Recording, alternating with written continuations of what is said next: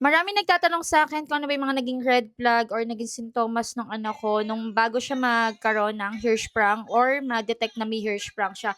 Una, severe constipation. Pangalawa, umaabot yun ng 7 days, yun talaga, 7 days to 12 days, yun yung pinakamatagal, 12 days. Pangalawa, yung poops na sobrang baho na pagka hinugasan mo, nasa daliri mo pa din yung amoy, yun pala senyales na yun. Then yung sa anak ko, nag-start siya sa ultra short, sa pinakamaliit din hanggang sa nagkaroon ng severe constipation, humaba na lang siguro, gano'n.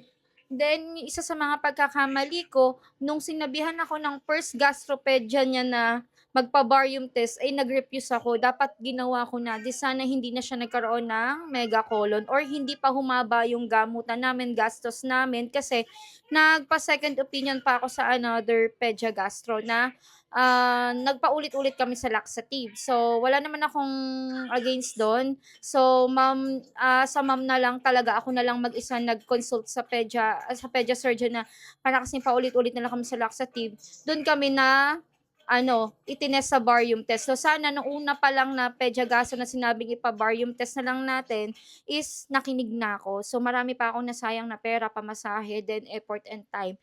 Then iyon, pagka halimbawa sa tingin niyo hindi na normal, hindi 'yan sa milk. Kasi pinaliwanag sa'kin ng surgeon niya na hindi hindi nakakaepekto masyado yung milk sa gano'ng case ng constipation. Halimbawa, palit-palit kayo ng milk ta's gano'n pa din, better na i-consult niyo na kasi kaysa nasasayang yung pera natin, wala namang mawawala kung ipapa-barium test niyo. So, yun lang, ba-bye.